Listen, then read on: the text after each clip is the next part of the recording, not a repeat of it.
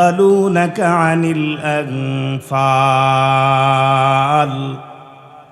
পয়গম্বর নবী আমার আপনাকে জিজ্ঞাসা করবে আনফাল সম্বন্ধে, গনিমতের মাল সম্বন্ধে। ও পয়গম্বর আপনাকে জিজ্ঞাসা করবে। আল্লাহ রাব্বুল আলামিন প্রথম সুয়াল করলেন, প্রশ্ন করে জানায় দিলেন ইয়াসআলুনাকা। তাফসীরে কিতাবের মধ্যে আসছে ইয়াসআলুনাকা মুহাম্মদ সাল্লাল্লাহু আলাইহি সাল্লামকে জিজ্ঞাসা করবে আনিল আনফাল, যে আনফাল এটা কি, যুদ্ধলব্ধ সম্পদ এটা কি? কুল, আল্লাহ রাব্বুল আলামিন ইম্পেরেটিভ সেন্টেন্স আমর, কুলিল আনফালু লিল্লাহি ওয়ার রাসূল।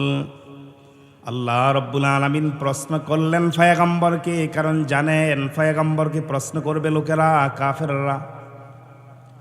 তো আল্লাহ রাব্বুল আলামিন বললেন যে আপনাকে প্রশ্ন করবে আনফাল সম্বন্ধে, আপনি কুলিল আনফালু লিল্লাহি ওয়ার রাসূল। ও পয়গম্বর আপনি বলে দেন, জানায়া দেন যে আনফাল যুদ্ধলব্ধ সম্পদ এটা আল্লাহ এবং রাসূলের। অনেক লম্বা চূড়া শানে নুজুল, যাওয়ার আমার সময় নেই। সাদামাটা একটু আমার মূল পয়েন্টগুলো সামনে রয়েছে, আমি তাহসিন সৌন্দর্যের জন্য প্রথম থেকে তিলাওয়াত করলাম।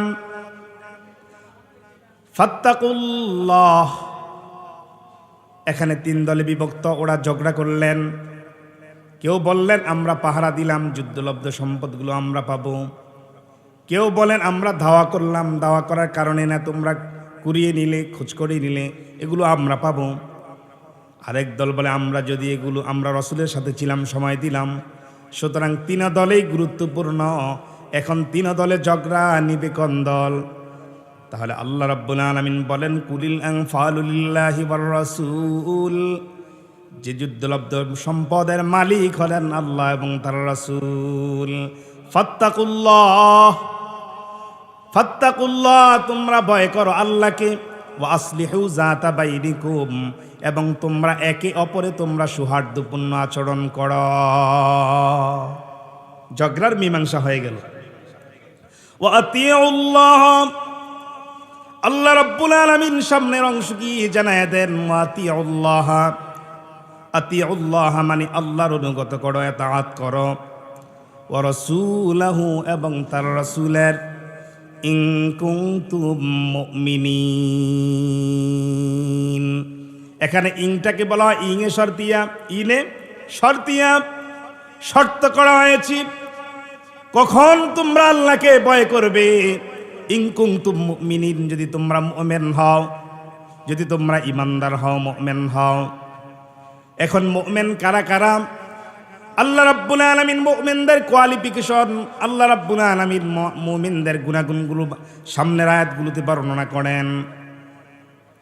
আল্লাহ রাব্বুল আলামিন 1 নম্বর আয়াত শেষ, আমার 2 নম্বর আয়াত আমি চলছে। আল্লাহ রাব্বুল আলামিন জানায় দেন বিসমিল্লাহির রহমানির রহিম, ইন্নামাল মুমিনুনা আল্লাযীনা ইযা যুকিরাল্লাহ,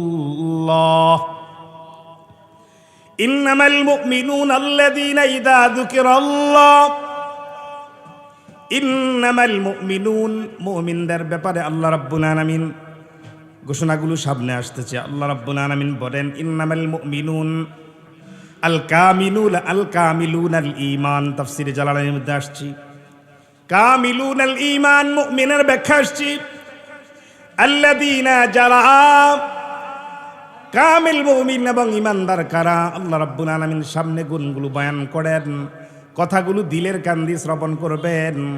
একবারেই কথা বলে দিলাম, আমলের নিয়তে কথাগুলো শুনবেন। আল্লাহ রাব্বুল আলামিন বলেন আল্লাযীনা, যারা ইযা যুকিরাল্লাহ, ইযা যুকিরাল্লাহ, তাফসীর জালালের মধ্যে আসছে ওয়াইদা, তাফসীর ইবনে কাসিরের মধ্যে আসছে হাকামা, ওয়াজিলাত আয় খাফাত কুলুবুহুম। আল্লাহ রাব্বুল আলামিন বলেন ইন্নামাল মুমিনুনা আল্লাযীনা ইযা যুকিরাল্লাহ, যাদের সামনে আল্লাহর স্মরণ করা হয়, আল্লাহর নাম নেওয়া হয়, কোরআনের কথা বলা হয়, ইদা যুকিরাল্লাহ, আল্লাহর স্মরণ করা হয়, জিকির করা হয়, কোরআনের কথা বলা হয়, ওয়াজিলাত কুলুবুহুম, তাদের অন্তর ভীত সন্ত্রস্ত হয়ে যায়। ওয়াজিলাত শব্দের অর্থ বিজিলুন মানে ভয়, খাফাত খাফাত মানে খৌফ মানে হলো ভয়। আল্লাহ রাব্বুল আলামিন এখানে ভয়ের শব্দটা এইভাবে বর্ণনা করতে পারতেন, ইন্নামাল মুমিনুনা আল্লাযীনা ইযা যুকিরাল্লাহু খাফাত কুলুবুহুম। আল্লাহ রাব্বুল আলামিন এইভাবে বয়ান করতে পারতেন, কিন্তু আল্লাহ রাব্বুল আলামিন এইভাবে বলেন নাই। আল্লাহ রাব্বুল আলামিন ওয়াজিলাত শব্দটি বললেন, ওয়াজিলুন মানে ভয়, খৌফ শব্দের অর্থ ভয়। তাহলে আমরা বুঝবো এখানে ভয় দুই প্রকার। ভয় কয় প্রকার? ভয় দুই প্রকার। মানুষ যখন বন থেকে, জঙ্গল থেকে যখন মানুষ হিংস্র প্রাণীগুলো ধাওয়া করে, কোনো কারণে একটা হিংস্র প্রাণী ছুটে আসলো, ধাওয়া করলো, এই হিংস্র প্রাণী দেখলো মানুষ ভয় পায় কি পায় না? বাঘ আসছে রে, শ্রীগাল আসছে রে, ঠিক কি ঠিক না? কুকুর আসছে রে, ভয় পায় কি পায় না? আবার মানুষ আল্লাহকেও ভয় পায়। আল্লাহকেও কি পায়? আল্লাহকে ভয় পায় মানুষ। তাহলে ওই আল্লাহকে ভয় পাওয়া এটাও ভয়, মা বাবাকে সন্তান ভয় পায় এটাও ভয়, উস্তাদকে ছাত্র ছাত্রীরা ভয় পায় এটাও ভয়, আবার হিংস্র প্রাণীকে দেখলে ভয় পায় এটাও ভয়। আপনারা বলেন তো দেখি, দুই ভয়ের মাঝে ডিস্টেন্স এবং ফরক, পার্থক্য, ডিফারেন্ট আছে না নাই?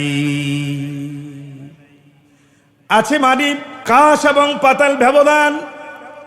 দুইটার মধ্যে অনেক ডিস্টেন্স, ভেরি ডিস্টেন্স, অনেক ডিফারেন্ট, পার্থক্য আছে না নাই? আছে। আল্লাহকে ভয় পায় কেন মানুষ? আল্লাহকে ভয় পেয়ে মানুষ গুনাহগুলো ছেড়ে দেয়, ইমানদার হয়ে মানুষ জান্নাতি মানুষ হয়ে যায়। আর হিংস্র প্রাণী খেয়ে ফেলবে, ধাওয়া করবে, তাকে খামচা দিবে, কামড় দিবে, দংশন করবে, এর থেকে বাঁচার জন্য মানুষ ভয় পায়। তাহলে দুইটা ভয় কখনো এক নয়। তাহলে ওয়াজিলাত কুলুবুহুম, এখানে আল্লাহর ভয়ের কথা বলা হয়েছে। যখন আল্লাহর নামের স্মরণ করা হয়, আল্লাহর নামের তেলাওয়াত, কোরআনের তেলাওয়াত করা হয়, কোরআনের কথাগুলো বলা হয়, তখন মানুষ এগুলো শোনা মাত্র তখন ওয়াজিলাত কুলুবুহুম, তাদের অন্তরগুলো কি হয়? ভীত সন্ত্রস্ত হয়ে যায়।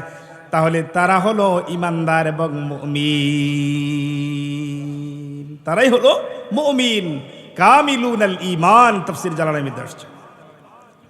এবার আল্লাহ রাব্বুল আলামিন সামনের অংশ কি জানায় দেন, ওয়াইদা তুলিয়াত আলাইহিম আয়াতুহু যাদাতহুম ঈমানা।